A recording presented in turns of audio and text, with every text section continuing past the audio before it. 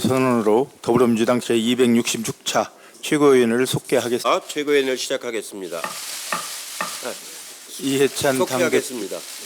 이해찬 당대표의 발언이 있겠습니다. 최근에 코로나 확진 추이를 보면은 해외 입국자와 국내 확진자의 차이가 좁혀지거나 거의 비슷한 날도 있었습니다. 해외 입국자는 철저하게 관리가 됩니다. 그리고 2주간 격리가 되기 때문에 관찰도 되고 필요한 경우는 치료도 가능해집니다. 근데 국내에서 발생하는 지금 확진자의 경우는 벌써 이게 1, 2차 단계가 아니고 그 5, 6차, N차까지 이렇게 넘어갔기 때문에 그 감염 경로가 잘 확인되기가 매우 어려운 그런 어려움이 있습니다. 한 자리 숫자로 떨어졌다가 최근에는 그 관리가 좀 어렵기 때문에 다시 40명 수준으로 증가하는 그런 추이를 보이고 있습니다. 물론 40명이라 하더라도 우리 의료 당국의 역량으로 보면은 관리는 가능하다고 판단이 되지만 더 이상 자꾸 확대되면은 관리의 문제가 아니고 사회적인 불안감이 더 증폭될 가능성이 높습니다. 특히 여름철 그 휴가기를 맞이해서 여러 분야에서 사람들이 많이 모이는 곳들이 많을 텐데 그런 데서 방역에만 의존하지 않고 국민들 스스로 이 코로나 문제를 그 주체가 돼서 극복한다는 그런 마음가짐이 매우 중요한 것 같습니다. 지난 주말에도 국회에서 이 음성 판정으로 났기 때문에 다행인데 만약에 양성으로 났더라면 굉장히 어려울 뻔했던 그런 상황이 있었습니다. 그런 점에서 가능한 한 그 대면 접촉이라든가 이런 많은 사람들이 모이는 집회라든가 이런 거에서 각별한 스스로 주의를 요하는 그런 실정이라고 말씀드리고 당에서도 그런 점에 또 관심을 가지고 노력을 하도록 하겠습니다. 그제도 말씀을 드렸습니다만 아파트 가격이 아주 급속도로 급격하게 오르는 지역이 있어서 국민들 걱정이 매우 많고 또 굉장히 박탈감까지도 느끼는 그런 분들이 많습니다. 당에서 이제 대책을 만들고 있는데 기본 원칙은 지난 월요일 날 말씀을 드렸고 가능한 한 7월 달에 할 수 있는 조치는 7월 달 중에 임시국회에서 하고 또 부족한 것은 더 정책을 신중하게 검토해서 정기국회에 가서 더 보완할 수 있도록 한 번에 다 끝내는 것이 아니고 계속해서 이 문제의식을 가지고 접근을 하도록 해서 차제에 다시는 이 아파트 그 양도 차익으로 이가 터무니없는 이렇게 돈을 벌 수 있다라고 하는 그런 그 의식이 우리 사회에서 사라질 수 있도록 최선을 다하도록 하겠습니다. 공수처 출범이 법정 시한이 이제 15일이기 때문에 며칠 남지 않았습니다. 추천위원 절차를 이제 우리 당에서는 거치고 있는데 객관적이고 그 중립적이고 공정성 있는 그런 추천위원을 그 잘 두 분을 선정해서 당에 보고를 해주시기 바랍니다. 아울러 미통당에서도 이제 국회에 복귀하셨기 때문에 법정 절차는 지켜서 15일까지 두 분을 이제 추천을 해주셔야 되는데 시간이 많지 않기 때문에 내부 절차를 잘 따라서 추천을 해주시길 바랍니다. 15일까지 추천이 된다 하더라도 또 추천위원회에서 논의를 해서 최종적으로 공수처장이 결정이 되고 공수처를 구성을 해서 가동하기까지는 또 시간이 좀 걸립니다. 그렇기 때문에 검찰개혁의 아주 상징이라고 할 수 있는 공수처 법안이 발효될 수 있도록 우리도 최선을 다하겠고 야당에서도 최선을 다해 주실 것을 다시 한번 요청을 드립니다. 이상입니다. 있겠습니다. 우리 민주당은 긴밀한 당정 협의를 거쳐서 다주택자와 투기성 주택 보유자에 대한 종부세 강화 등 7월 국회에서 우선 처리할 법안을 곧 발표하도록 하겠습니다. 그리고 정기국회에서 처리할 후속 법안도 마련하는 등 종합적인 대책을 수립해서 아파트 투기 근절과 부동산 안정화를 반드시 이루겠습니다. 우리 당 소속 다주택 소유 의원들의 부동산 처분 문제에 관해 말씀드리겠습니다. 민주당은 지난 총선 과정에서 후보자들에게 실거주 외 주택을 2년 안에 매각하도록 서약서를 제출받은 바 있습니다. 이에 따라 많은 의원들이 처분 절차를 처분했거나 또는 처분 절차를 밟고 있거나 처분 계획을 세우고 있는 것으로 확인되고 있습니다. 현재 우리 민주당은 정확한 실태 파악을 위해 소속 의원들의 주택 보유 현황을 확인하고 있습니다. 민주당은 국회의원의 다주택 소유 문제에 대한 국민의 관심이 크다는 것을 잘 알고 있습니다. 민주당은 국회의원의 실거주 외 주택 처분 문제는 두 가지 원칙을 가지고 처리하겠습니다. 첫째로 대국민 약속 준수의 원칙입니다. 부동산 안정화를 위한 국민적 여망에 부응하고자 민주당은 총선 후보자에게 2년 안에 실거주 외 주택에 대한 처분 이행을 서약했습니다. 이 서약은 반드시 지켜야 하는 국민과의 약속입니다.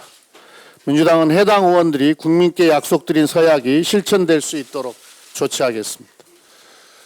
둘째, 신속성입니다. 총선 당시 2년 내 처분을 약속했지만 부동산 안정화를 솔선수범한다는 취지에서 이른 시일 안에 약속을 이행해 줄 것을 당 차원에서 촉구하겠습니다. 다주택 국회의원은 해당 주택의 처분 이행 계획을 직접 밝히고 실천해 줄 것입니다. 민주당은 의원총회에서 이러한 두 가지 원칙을 공유하고 신속하게 절차를 밟아 나가도록 하겠습니다.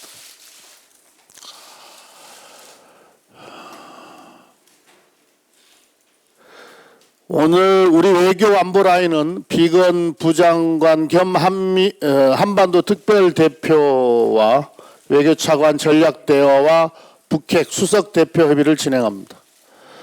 북한이 개성연락사무소를 폭파한 이후에 군사행동 계획을 유보하고 있는 지금 한반도 정세는 그 어느 때보다도 예민한 상황입니다. 새로운 외교안보 라인을 통해 남북관계 복원과 교류협력의 재가동을 추진하고 있는 만큼 이번에 미국과 한반도 평화 프로세스의 진전을 위한 진솔한 협의가 이루어지기를 바랍니다. 이번 협의에는 한미 워킹그룹이 핵심으로 떠올라 있습니다. 한미 워킹그룹은 우리나라와 미국이 대북 문제를 논의하는 핵심 창구입니다. 한반도 비핵화와 남북협력의 과정에서 대북 제재 면제를 논의하는 패스트트랙 역할을 하는 포괄적 협의체이기도 합니다. 2018년 남북이 평양회담 이후에 한미 외교 담당자들이 남북교류 촉진을 위해 긴밀하게 소통하고 협력하는 것을 목적으로 워킹그룹이 출범했습니다. 그동안 긍정적인 역할도 해왔으나 남북교류 사업의 사전 통제 장치로 작동되었던 경우들도 있어서 운영에 대한 비판을 받고 있는 점도 유의해야 합니다. 이제 한미 워킹그룹의 역할과 기능의 재조정을 검토해야 할 때입니다. 한미 워킹그룹은 남북교류 억제의 역할이 아니라 촉진제가 되어야 합니다. 북미 관계의 교착 상태를 타개하고 대화 모멘텀을 만들기 위해서는 남북 간 대화와 교류가 필수적입니다. 비건 부장관이 현재 제재의 틀에 갇힌 남북 관계의 빗장을 열고 대화와 협력의 길을 여는 담대한 논의에 적극적으로 나서주기를 요청합니다. 이번 기회에 한미 워킹그룹이 본래의 취지대로 대북 문제의 원스톱 창구 역할을 수행하면서 한미동맹이 한 차원 더 발전하기를 기대합니다. 이상입니다. 하지만 최근 언론에서 제기된 정부와 여당 관계자들의 다주택 논란 매우 유감이며 죄송합니다. 총선에서 약속했던 만큼 더불어민주당이 선도적으로 국민의 눈높이에 맞추기 위해서 그리고 정책에 대한 신뢰를 확보하기 위한 그런 과정과 절차가 진행되어야 할 것입니다. 지금 서민에게 너무나 큰 부담이 되는 이 최대의 민생 현안인 부동산 문제 반드시 해결해야 됩니다. 실수요자 보호하고 투기는 억제하는 실효성 있는 부동산 정책을 반드시 만들어내겠습니다. 민주당뿐만 아니라 미래통합당 역시 공당으로서 부동산 문제 해결을 위해 함께 노력해야 합니다. 정치적인 비판만으로는 현재 부동산 문제 해결할 수가 없습니다. 미래통합당이 상임위 위원 명단 이미 제출했으니 하루속히 관련된 입법을 위한 논의를 시작할 것을 제안합니다. 검언유착 수사팀에서 검찰 내부망에 다수의 주요 증거를 확보해 실체적 진실에 상당히 접근하고 있는 상황이라는 글을 올렸다고 합니다. 또 수사팀은 이 글에서 대검 주무부서인 형사부의 수사 상황 1일 보고 등 사전 사후 보고를 하고 있고 대검의 지휘를 받아 수사를 진행해 왔다는 점, 검언유착 의혹을 보도한 MBC로부터도 증거 자료를 확보해서 수사하는 등 치우침 없이 수사하고 있다는 점 등도 강조하였다고 합니다. 수사팀이 수사 상황에 대해서 내부망에 글을 올리는 일은 무척 이례적입니다. 그만큼 수사 상황과 과정이 문제없다고 수사팀 스스로가 자부할 수 있을 정도로 잘 진행되고 있는 것 같아서 다행이라고 생각됩니다. 이미 여러 번 말씀드렸지만 검언유착 사건은 검찰총장의 최측근이 관계된 사건입니다. 따라서 이 사건에 대한 수사의 공정성을 위해서 수사 과정에 검찰총장의 개입과 지시는 없거나 최소화되어야 합니다. 너무나 당연한 이야기입니다. 검찰총장도 이를 잘 알고 있었기에 대검 차장이 주재하는 대검 부장회의에서 사건을 지휘하고 본인은 관여하지 않겠다고 했던 것입니다. 법무부 장관이 검언유착 사건과 관련한 지휘를 한 지 6일이 지나고 있습니다. 아직 대검에서는 장관의 지휘에 대해 어떻게 하겠다고 명확하게 입장을 밝히고 있지 않습니다. 수사팀도 수사가 잘 진행되고 있다고 하고 검찰총장 본인도 수사지휘에서 빠지는 것이 좋겠다고 생각했었던 만큼 검언유착 사건 수사와 관련된 장관의 지휘는 내용적으로도 전혀 문제가 없는 것입니다. 검찰총장은 측근에게 면죄부를 주겠다는 것이 아니라면 법무부 장관의 지휘에 속히 응해야 할 것이고 수사 방해로 오해받을 수 있는 일체의 행위를 중단해야 할 것입니다. 아까 대표님께서도 말씀하셨는데 공수처법 시행일이 이제 딱 일주일 남았습니다. 마음이 급합니다. 저는 어제 공수처 설치 현황과 과제에 대한 토론회를 주최했는데요. 제대로 지금 국회가 준비를 하고 있느냐라는 따끔한 질책도 시민사회와 학계로부터 들었습니다. 미래통합당은 공수처의 위헌성을 확인하겠다며 제기한 위헌법률 심판을 방패막이 삼아서 공수처 설치와 관련돼서는 손을 놓고 있는 상황입니다. 국회가 공수처법 시행일을 일주일 앞두고 아무런 역할을 하지 못하고 있는 것은 명백하게 직무유기라고 할 수 있습니다. 어제 정부는 공수처 출범에 필요한 규정 18건을 재개정하였습니다. 그리고 오늘 저희 당 소속 법사위원들은 공수처 준비단으로부터 준비 상황을 보고받고 국민의 요구를 전달할 예정입니다. 아무쪼록 국민 절대다수의 지지로 출범하는 공수처가 입법의 취지대로 제때 제 역할을 할 수 있도록 야당의 적극적인 협조를 부탁드립니다. 이상입니다. 장관이 검찰총장에게 좌고 우면하지 말고 지휘를 이행하라 하고 다시 지시했습니다. 지휘권을 가진 법무장관이 간단명료하게 현재 상황을 정리했다고 봅니다. 그리고 법무장관이 검찰 사무의 최고 감독자임을 강조했습니다. 너무나도 당연한 사실을 다시 강조했습니다. 이에 반해서 검찰총장의 반응은 뭔가 명쾌하지 않은 모습입니다. 측근을 보호하기 위해 법에 없는 일을 하거나 법을 지키지 않는 것은 공직자로서 선택하기 어려운 일일 것입니다. 장관의 지휘를 외청의 일부 간부들이 모여서 수용 여부를 논의하는 모습 또한 국민들의 눈에는 참으로 생경하게 보입니다. 우리의 법이나 정부 운영 규칙 어디에도 없는 일입니다. 본질은 국민이 검찰에게 위임한 권한을 검찰이 국민을 위해 쓰라는 것, 그리고 그렇게 제대로 하고 있는지 국민의 감시와 감독을 받으라는 것입니다.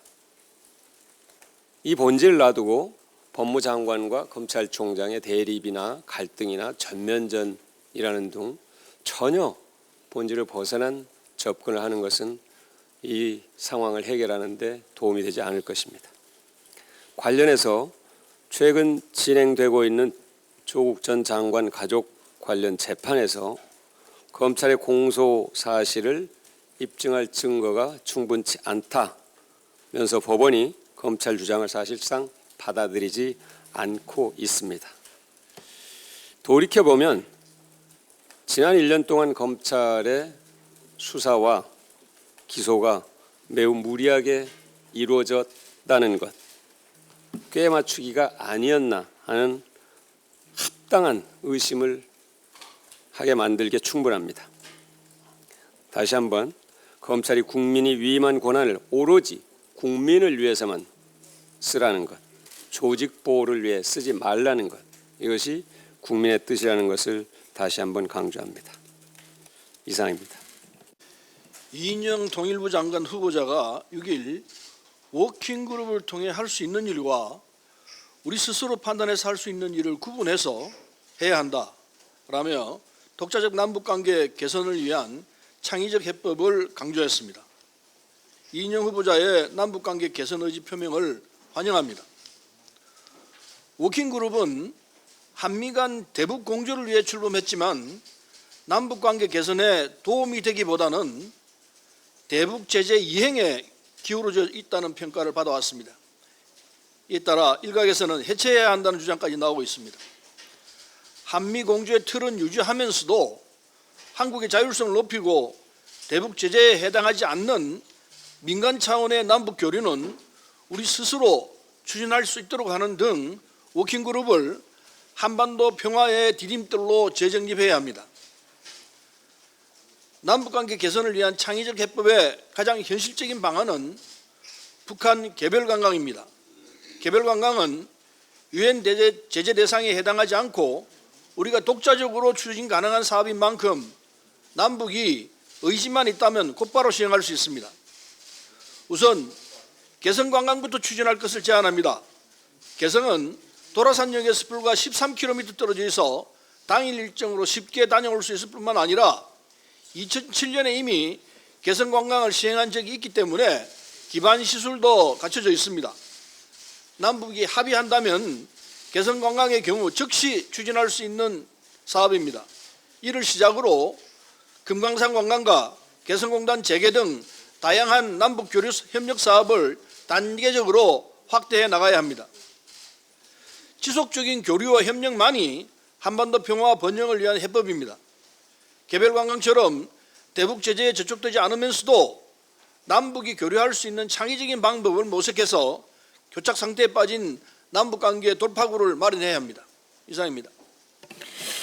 고등법원 재판부는 회원수 128만 명의 세계 최대 아동 청소년 성착취물 사이트 웰컴 투 비디오 운영자인 손정호에 대한 미국 송환 요구를 거절했습니다.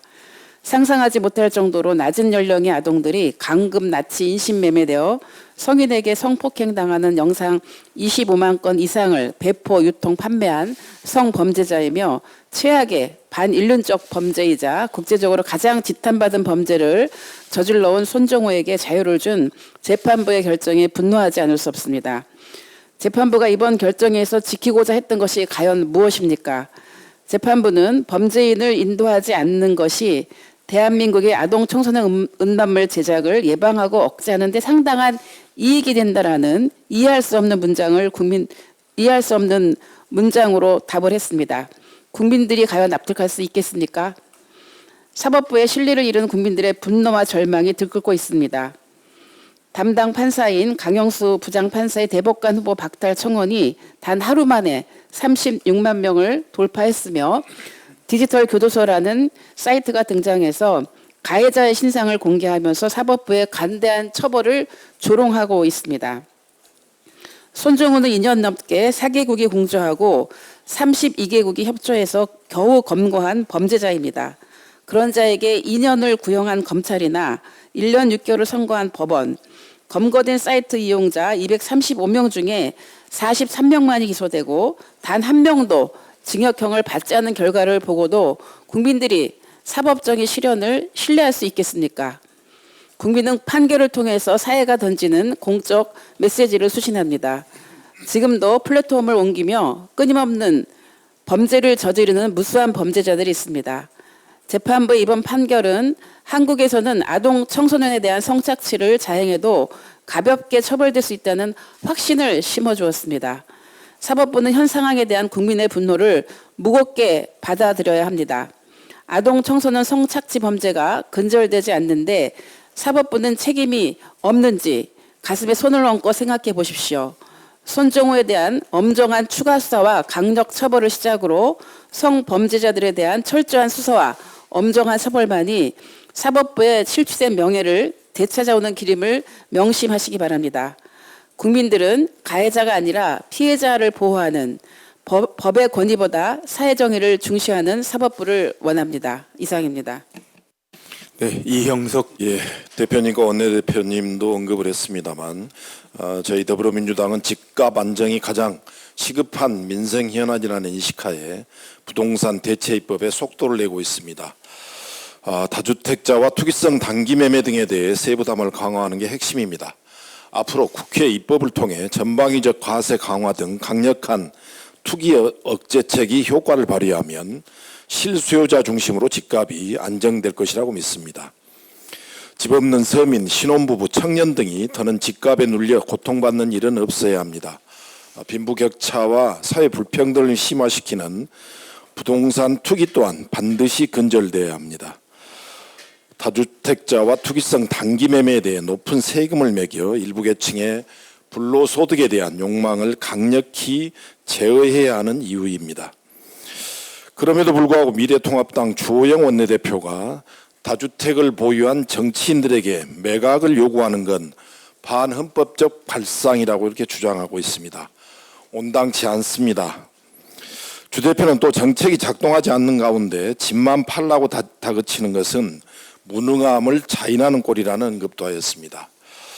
주호영 원내대표에게 묻고 싶습니다. 정책이 제때 작동하지 못한 것은 누구 때문입니까?